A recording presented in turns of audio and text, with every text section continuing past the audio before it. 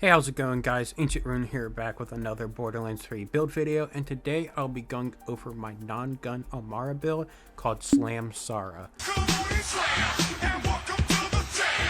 This build is mostly around maximizing the damage and survivability of Phase Slam. While in Phase Slam animation, it's very easy to get hit and go down before your animation is done. With this build, that won't happen. For backup, we also have some support, which includes ground slam, grenades, and body and mind novas, to also do incredible damage, which made this build an amazing do-it-all non-gun build. Don't forget to like the video and subscribe to the channel. The save file will be found in my Discord, which is linked down below, and I hope you guys enjoy. Alright, and for the gear here, we have the Guardian Angel. This will be the main gun you'll be using when you activate your action skills or anything dealing damage. This gives up to 500% V2 damage based on your distance. Here I have a Terra Cryo version for the Nightmint. You can also go Astral Projection, Phase Slam, or Orb, depending on the action skill you use. I use Terra Cryo here just because it'll apply to everything. Sometimes I'll add a second Phase Plunger to swap to just for my action skill, and you can change out either the Free Radical or the EMP5. The Free Radical is only here as a fight for your life tool. Usually you'll have Phase Puncher, which can do the body and mind, but sometimes body and mind won't be active, so Free Radical helps there. If you're smart and good at playing, you won't need the Free Radical, but it can be nice. Then we have the Phase Puncher with melee attacks applied Terra. You'll use this to stack up Terra, which we use here for the Terra damage and fire rate, and the Terra Cryo. This just helps a lot, and then we use it for body and mind, mainly when we don't have any non-gun stuff happening. Mainly if you decide not to use like grenade stuff or like slam stuff, then Phase Puncher will be used a lot more, mainly in the downtime of your action skill, just because it deals action skill damage as well, the body and mind does, so that just makes it really nice. And then we have the EMP5. This is purely for movement speed. The Nightmint doesn't matter, the parts don't matter. Parts don't matter on the Guardian Angel either, so that's also really nice. So don't have to worry about anything there, just a stat stick to increase move speed.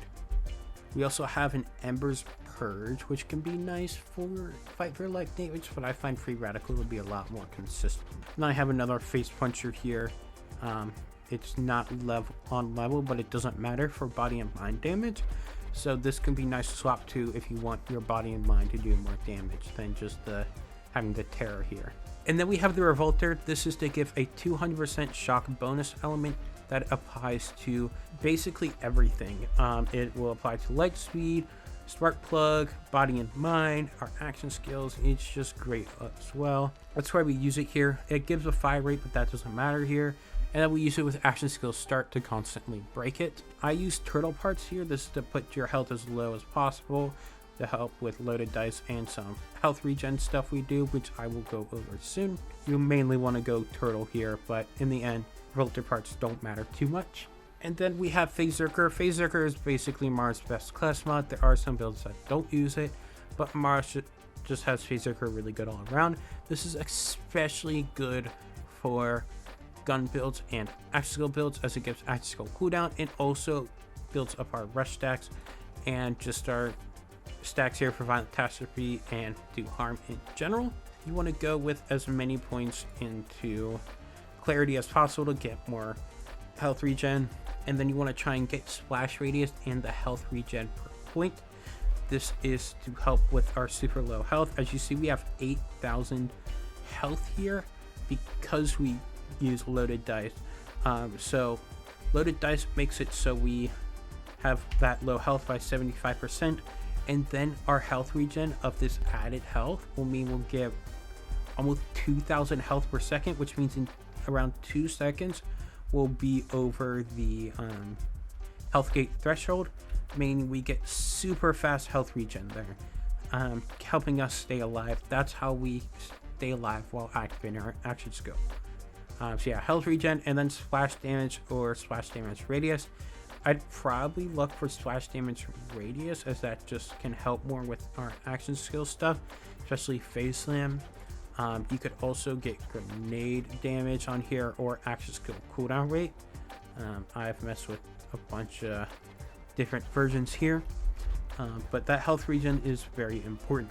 And then you want to get a spark plug loaded dice with area effect damage and that health regen, and then the third passive can be whatever. Grenade damage, it can be action skill cooldown, elemental damage, movement speed. That's just really nice, but mainly the health regen area effect for the splash damage. Loaded dice is very important, as we see it with all the different stuff I've tried. It's very nice. Ice Spiker is also a really nice thing. It just doesn't linger, and that's why I like Spark Plug. But Icebreaker counts as action skill damage and gets action skill boosted by action skill damage, as well as splash damage, and then can also proc Slamsara, which is really, really nice.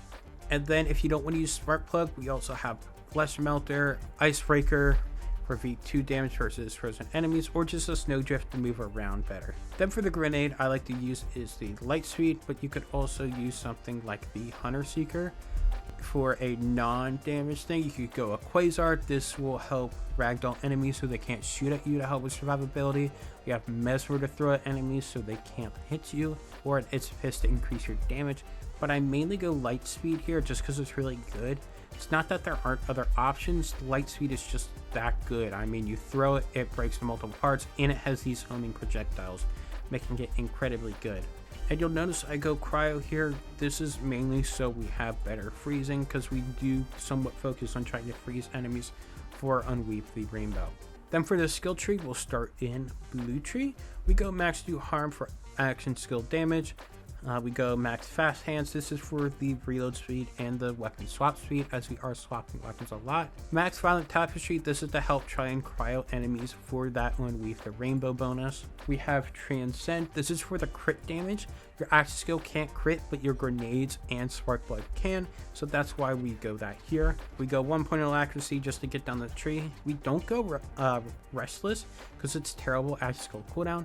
It is 25% at 5 points, and Expedite is 30% per enemy killed. I don't know if that is taking Ascendant into account. If it isn't, then that's an extra 15, which would be 45, but I honestly don't remember. So yeah, it's just not worth it at all. And then cooldown passive, we have what is on here, 43%. Restless is useless. Then we go Transcendent to boost Expedite. We go Laid Bare for the debuff. Since we're always applying our action skill everywhere, it'll be very good. We go Awakening. This will help boost Do Harm and Violent Tapestry. We go 1 point in Remnant. All we need is 1 point because it's used for the overkill damage and not the base damage, making it be able to do billions of damage and one-shotting bosses. And it also will do double dipping damage, which is dumb. We have Avatar. This is so we can use our action skill twice. This is very useful for action skill builds, as it means we can just use it more. And then we have the Expedite going on. And then here we have a Purple Tree. We have Heavy Rain. This is for the splash damage. We go Trust in Yourself. This is for the reload speed and swap speed. Then we have Go with the Flow. This is just for some extra move speed when we freeze enemies. Pretty sure this works on slightly like cryoed enemies. I don't think it has to be fully frozen. We have Unweave the Rainbow. This is a Mayhem scaling bonus element. I think it's times 31 like Skagden is, so it's really, really good. We don't go Ebb and Flow or Combo Breaker because even though we are shooting the Face Puncher, it is never doing the damage. So it's pretty useless to have. Ground Breaker does not activate. Let me see, where is Groundbreaker? Right here. Groundbreaker, melee attack or slam. That melee attack will not count for combo breaker, so it's not used there. We don't go melee damage as, again, Face Puncher, the melee part isn't using damage. We're going for the body and mind, so that doesn't help. So we go burn both ends so that we get that increased damage. Then we go Free the Soul. This is also a Mayhem scaling thing, kind of like Remnant 2.0. Does cryo damage, so when it hits an enemy it could help freeze them a lot more, which is really nice. We go Body and Mind. This has a base damage of splash damage, which is really good. So it gets Mayhem skilling as well, so it's just insanely good. Getting action skill damage, so any Phase Puncher will work, which is dumb. And then we have Clear the Mind. This is to ignore elemental resistances, just making it a bunch better for our action skills to do damage. And then we have Green Tree. This is mainly for the health regen and unlocking the corrosive damage. We go 5 in Clarity. This is for the health regen up to 10% missing health, and then I guess it's doubled to 20% missing health regen. And then Clarity we use for the health regen. It says max health, but it's actually missing health, but that's 25% missing health per stack, which just makes it really good for getting up our health. Even though it's super low health, still super good to have, and that's why it's called Slamsara. It's slamming with Slamsara, just all the health regen to keep up our survivability. And then of course we go Phase Slam here, but that's not the only thing you can use. You could also use Phase Flare. I like using Light Fantastic and then like swapping to an EMP5 and just shooting everything along. It's very cool to do and very fun. Doesn't need the Guardian Angel once the stacks are built up. And then Phasecast, Tandava's really good and really fun for mobbing. And then Reverberation also is as well. They're just really good, but Reverberation can be used for bossing with some angling. Can be really good to hit the enemy twice. Both really good and really strong and fun to use on this build. No damaging stuff here are good. And then for the red tree, we basically go down to Tempest and get Infusion. You only want 1 point infusion. This will make you double body and mind. That's why we have a ×14 here.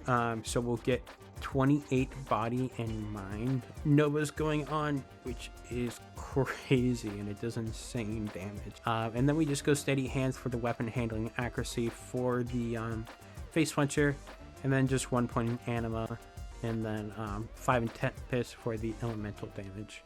I also like to go Mayhem 10 for the more than okay boomer that gets more grenades. This is not needed, but it is very nice. I like to pair it with Healy Avenger, Drone Ranger, and Postmortem. Again, this isn't needed. The additional grenade damage is also nice, but it's mainly for the enemies dropping grenades. If you don't throw grenades as much as I like to do, then it won't really matter as much. And re-rolling Mayhem modifiers is a pain, so I don't blame you if you don't do it. This does not make or break the build. I hope you guys enjoyed the video. Amara's action skills are super cool and unique, and I love using them. She also has stuff to give her amazing damage formula for non-guns, making her super good for certain things, especially action skill related. Again, you can find the save file in my Discord, which is linked down below, as well as my other socials. If you haven't, I would really appreciate it if you would like and subscribe, and I will see you guys next time. Peace.